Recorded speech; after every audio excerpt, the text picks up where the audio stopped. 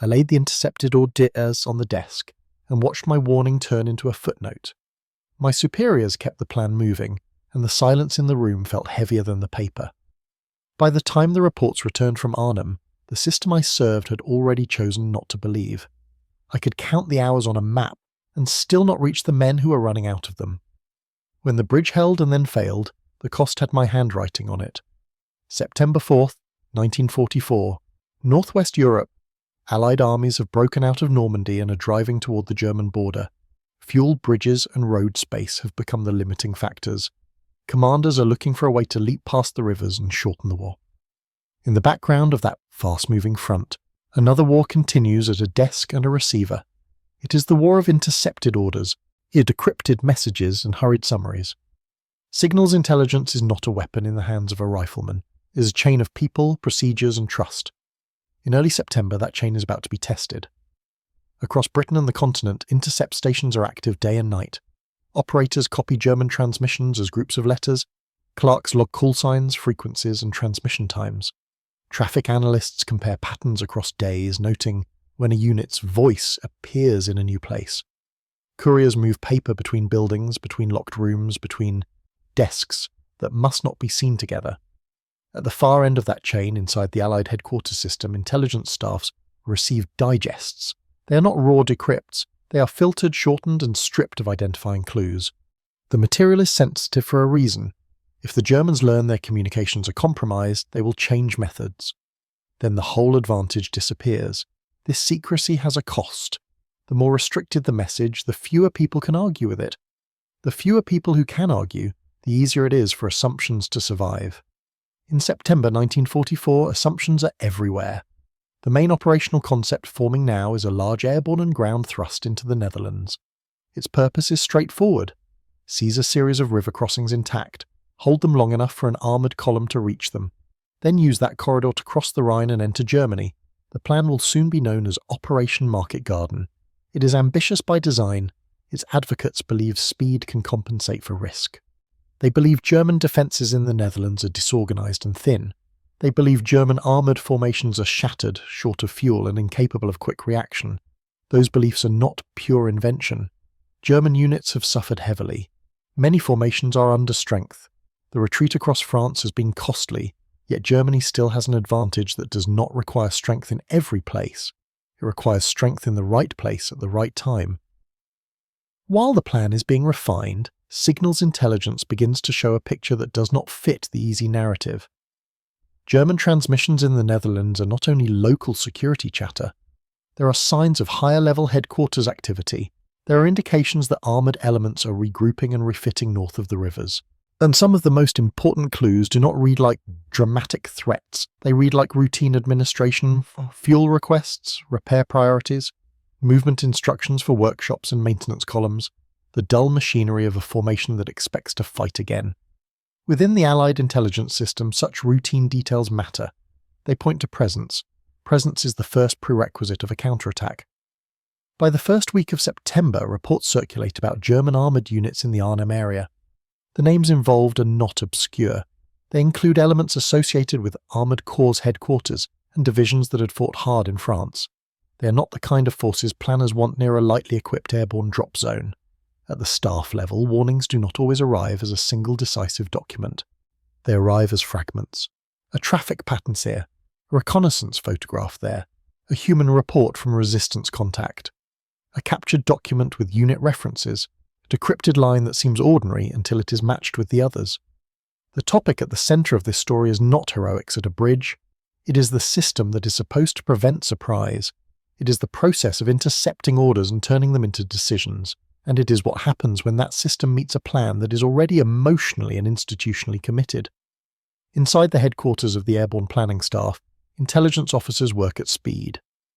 They are tasked with building enemy situation estimates for a rapidly changing front. They are surrounded by maps, photo prints, and message summaries. They must convert incomplete evidence into actionable risk. Among them is an intelligence staff officer, Brian Urquhart. His job is not to command troops. His job is to assemble the best available picture and present it clearly. He does not control what commanders decide. He controls how well they understand what they are deciding. Urquhart is not alone in seeing the warning signs, but he becomes closely associated with them. He is methodical. He is direct. He is also working inside a staff culture that, at this moment, is hungry for good news. Photographic reconnaissance contributes to the concern. Aerial images show armoured vehicles and equipment in or near the Arnhem region. Some are interpreted as tanks or self-propelled guns. There are also signs of training or refit activity. The precise counts and types are difficult to confirm from the images alone, but the trend is visible. Signals intelligence reinforces the impression. Intercepts and traffic analysis point to organised German formations operating in that area. Even without every detail, the implication is simple. The drop zone is not empty. The area is not merely defended by scattered local troops. In the planning environment, the warning creates friction. Market Garden depends on timing. It also depends on the airborne forces holding bridges against counterattacks for long enough. Airborne troops have limited heavy weapons. They can stop light vehicles and small groups effectively. Against concentrated armour, their situation becomes precarious. Urquhart and others push their assessment upward. They do it through briefings, notes, and direct conversations. The question is not whether German armour exists somewhere in the Netherlands. The question is whether it is close enough and capable enough to smash a battalion before relief arrives. This is where the trust problem enters. Within the Allied command system, there is deep respect for signals intelligence as a strategic advantage. But there is also skepticism about its tactical precision. Some commanders have seen good intercepts and bad interpretive leaps. Others have learned that intelligence can sound confident while still being incomplete. Secrecy also complicates persuasion. An intelligence officer cannot always say, plainly, where the information came from. He may be forced to speak in careful generalities. He may not be allowed to show raw material. But he may not be able to quote specific lines that would make the risk obvious. So the warning is often heard as a possibility, not as a clear constraint. And possibilities are easy to set aside when schedules are tight. At the same time, the operational momentum is intoxicating. The Allies have been advancing rapidly. There is a sense that Germany is close to collapse. There is also competition between different thrusts, different priorities, different logistical demands. A bold plan offers clarity. A bold plan offers a headline objective. A bold plan offers the promise of ending the war sooner. In that atmosphere, an intelligence warning can be treated as an obstacle to momentum, not because anyone wants disaster, because the institution has already begun to lean forward. As the plan is finalised, some adjustments are made, but the central decision remains. Airborne forces will land at some distance from the key bridge at Arnhem. The landing zones are chosen with aircraft safety and terrain in mind. The trade-off is time on the ground. Time becomes the most valuable currency. The airborne timetable is also constrained. Aircraft availability, daylight requirements, and air defence risks limit how much can be delivered at once. This means the airborne force will arrive in lifts rather than all at once. The first lift must achieve rapid movement with limited strength. A battalion-sized force intended to seize the Arnhem Bridge will have a narrow window. In signals intelligence terms, the risk is now sharp. If German armoured elements are within reach, they will react during that window. If the airborne force is slowed, it will become isolated. And if it is isolated, it will be reduced piece by piece. In briefings, Urquhart's concerns meet resistance. Some senior figures view the evidence as ambiguous. Some believe the German armour is merely refitting and not ready. Some believe the German command is too disorganised for rapid reaction. Some simply do not want to delay. There is also a psychological factor that intelligence sections recognise but rarely name. Once a plan has been socialised across multiple staffs, undoing it becomes harder than building it. Too many schedules, aircraft allocations, supply plans and coordination tasks are already in motion. To stop it requires more than concern, it requires an alternative. In the days before the operation, the warning does not disappear. It remains in papers, in conversations and in uneasy quiet. But it fails to achieve the status it needs. It is not treated as a decisive constraint. It is treated as a risk to be accepted. September 17, 1944. The Netherlands. The airborne phase begins. Transport aircraft and gliders cross the coast and move inland. Paratroopers and air landing troops descend near multiple objectives. At Arnhem, the first elements land and assemble. The immediate scene on the ground is not, at first, apocalyptic. Dutch civilians emerge cautiously. Local German troops react unevenly. Some are surprised. Some recover quickly. The airborne force begins moving toward the bridge. Communication is difficult from the first hours. Radios do not always perform as planned. Terrain, distance, and equipment limitations interfere. This is not a minor inconvenience. Airborne operations depend on precise coordination under uncertainty. When radios fail, commanders make decisions with thinner information. The battalion tasked with reaching the Arnhem Bridge pushes forward. Small fights break out along roads and at junctions. Delays accumulate in minutes and then in hours. Some routes are blocked by unexpectedly strong resistance. Some units are diverted. In the German rear areas, orders are being issued fast. Local commanders attempt to contain the landings. Higher headquarters recognize the scale and purpose of the operation. They begin moving combat-capable elements toward the bridges. Here, intercepted orders would have been most valuable if they had changed the plan days earlier. Now the plan is in motion. Now intelligence can only help with reaction and adjustment. But adjustment is limited by the same constraints that shape the plan. Airborne troops cannot conjure tanks, they cannot rapidly resupply heavy ammunition, they cannot easily shift landing zones already committed. German armoured elements near Arnhem begin to reorient. Not every vehicle is fully serviced, not every crew is complete, but enough is available. Enough to form ad hoc groups with armoured cars, self-propelled guns and tanks. Enough to put metal on the roads. The airborne battalion moving on the bridge begins to feel the difference between doctrine and reality. Doctrine says speed and surprise can secure the objective. Reality says a few well-positioned roadblocks can fracture a column. Doctrine assumes clear communications. Reality delivers static, broken signals and uncertainty. As the day progresses, the battalion reaches the bridge area with only part of its strength. It secures positions at and near the northern end of the bridge. This is a tactical success, but it is also a trap forming around them. Other airborne elements attempting to reinforce are slowed. German counterattacks grow more organized. The town becomes contested street by street. Buildings become firing positions, roads become killing zones. Back at higher headquarters, the intelligence picture is catching up in a brutal way. Reports from the ground indicate armor, not just infantry. The warnings that had been debated on maps are now appearing as gunfire and casualties. But recognition is not the same as remedy. On the main ground corridor, the armoured column advancing north faces its own constraints. A single highway becomes the lifeline. German defenders exploit that predictability. Ambushes, roadblocks, and counterattacks repeatedly cut the road. Progress slows. Time once again becomes the enemy. For the airborne battalion at the bridge, time becomes personal in a quiet, grinding way. Ammunition is finite. Medical supplies are limited. Wounded accumulate. The perimeter shrinks. Resupply is difficult and often misdirected. There is no need for melodrama in the record of what happens next. A battalion isolated in a built-up area against growing armoured pressure is in a mathematical problem. Without reinforcement, its combat power declines. Without heavy weapons, it cannot dominate armoured vehicles at range. Without reliable radio contact, it cannot coordinate fires and movement effectively. German commanders, once fully aware of the stakes, will prioritise containment and reduction. They do not need to destroy every airborne unit at once. They need to deny the bridge to the ground column. They need to keep the airborne force pinned until heavier forces can arrive. This is the consequence of the earlier intelligence failure. It is not that no one collected information. Information was collected. It is not that no one recognized danger. Danger was recognized. The failure is that the system could not convert warning into a plan that matched the threat. At the staff level, tension rises between those who had urged caution and those responsible for execution. It is not usually shouted. It appears in clipped language, in deflected responsibility, in the hard tone of questions that have no good answers. Why are German armoured vehicles present in such numbers? But why is the bridge not secured by a stronger force? Why are communications unreliable? Why is the ground column delayed yet again? In the midst of this, the human side of intelligence work is easy to forget. An intelligence officer can be correct and still be powerless.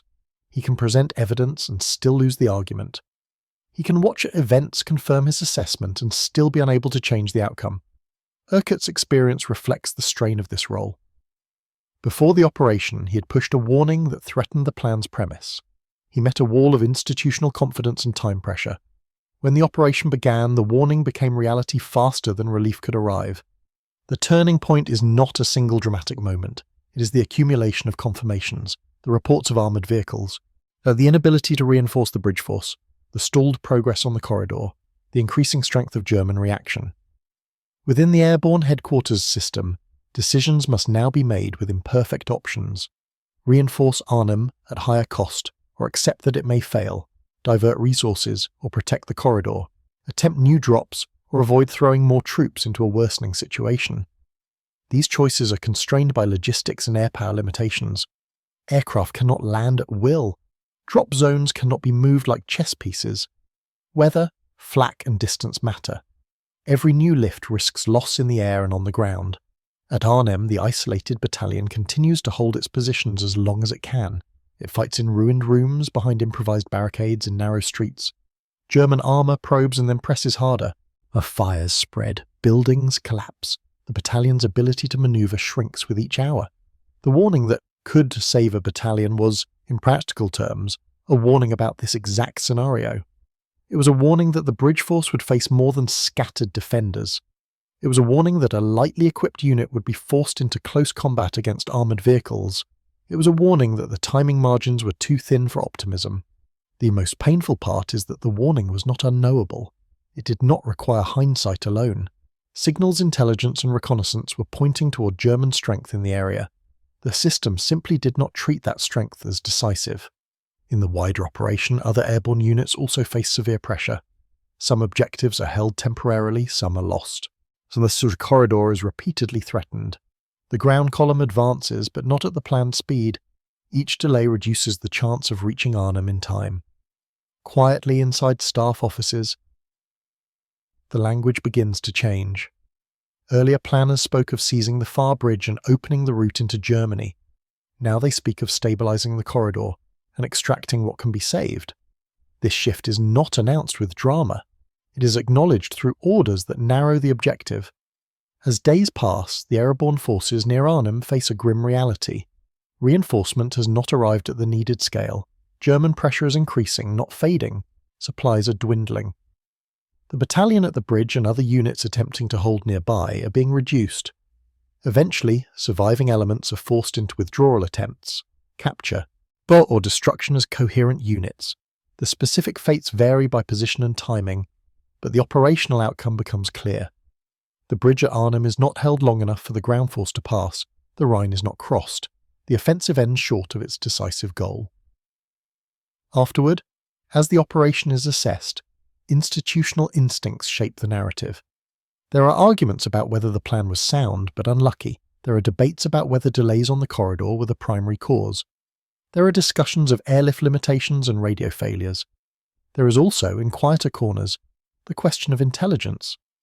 The intelligence story is uncomfortable because it is not about courage. It is about process. It is about how evidence is weighted. And it is about the difference between information existing and information being trusted. In many military systems, intelligence is welcomed when it supports existing decisions. It is resisted when it threatens them. This is not unique to one nation or one operation. It is a recurring pattern.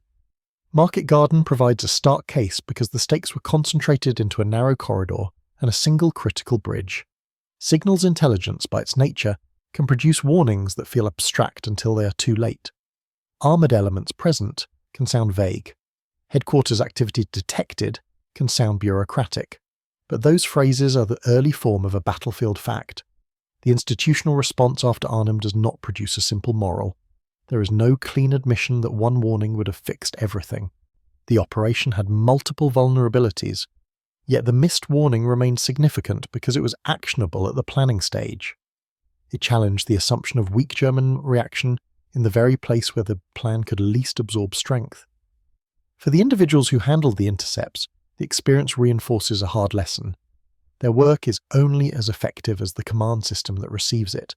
They can build accurate pictures, they can flag threats, but they cannot force belief. For intelligence officers like Urquhart, the legacy is equally quiet. He is remembered not for a battlefield command, but for insisting that evidence be treated with seriousness. In many staff cultures, that insistence is not rewarded in the moment.